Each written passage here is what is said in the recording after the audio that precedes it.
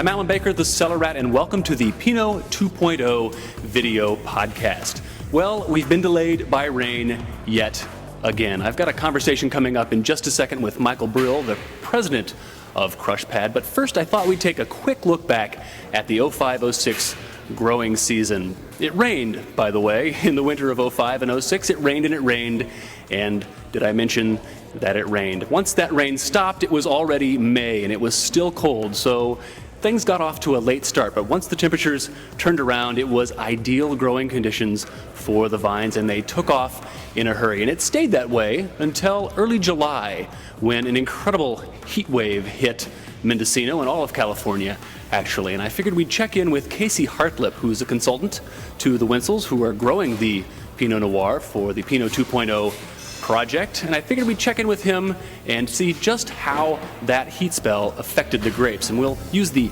magic of the internet here to conjure Casey. He's here somewhere. Then we had our July, week from hell. Truly. I mean, it felt like hell. It was so hot. So you saw it coming in the forecast. Can you prepare for that? Yes. Talk about how hot did it get and how do you deal with it? Right. We had at the Wentzel Vineyard we saw 110 indicated in the shade. I mean, true air temperature. What you do, another great thing with all this modern technology, internet, is our weather forecasting is so much more accurate. I've been growing grapes for 29 harvests, and back then we used to kind of watch the 6 o'clock weather guy at night and see what's maybe going to happen. And we were making farming decisions based on one guy with not great satellite information, et cetera, et cetera. Nowadays, first thing I do when I get up, I check 3 weather websites.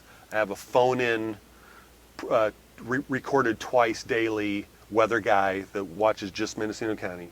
So we're armed with so much more weather information. So we see this thing coming. It's like, here comes a tidal wave of heat.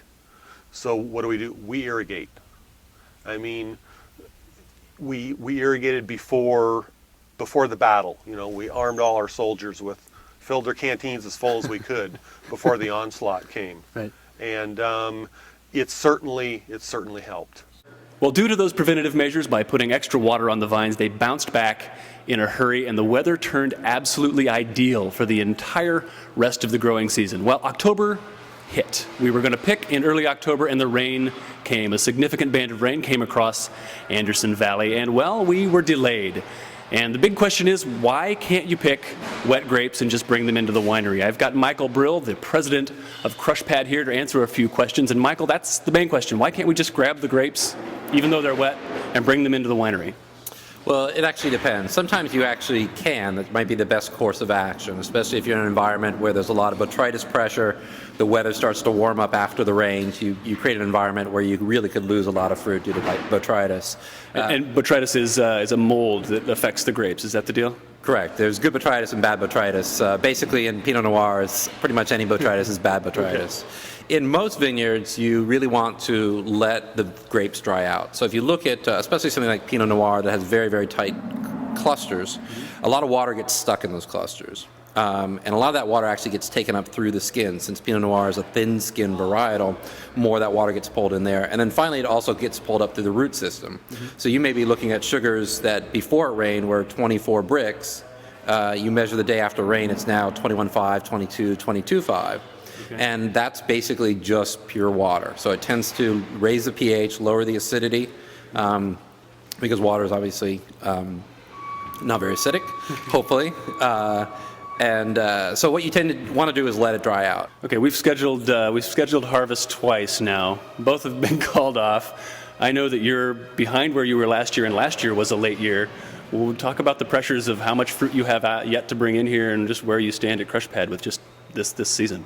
So here we are on October 9th or so, and we have probably 25 to 30% of our fruit in. October 9th of, let's say, 2004, we had about 80% of our fruit in. And so last year, 2005, was a relatively late year. This year is a week to 10 days later. So we have fruit that will definitely come in November this year. It's driving me nuts trying to reschedule all this stuff. Are you getting any sleep? Not a whole lot. And one of the big challenges is that we have so many different customers who themselves have groups of people like you, and you need to coordinate all those people. And one of the difficult things about agriculture, especially where we're really going for the best quality possible, is you really just don't know. Okay, did you know I was going to be this big a pain in the ass? I was warned. Okay, well, that's it for today's Pinot 2.0 video podcast. We're going to get this fruit into the vineyard. No, we're going to get it out of the vineyard. We're going to get it here in the winery, damn it, and we're going to do it soon. I'm Alan Baker, the Cellar Rat, and I will be back with you soon.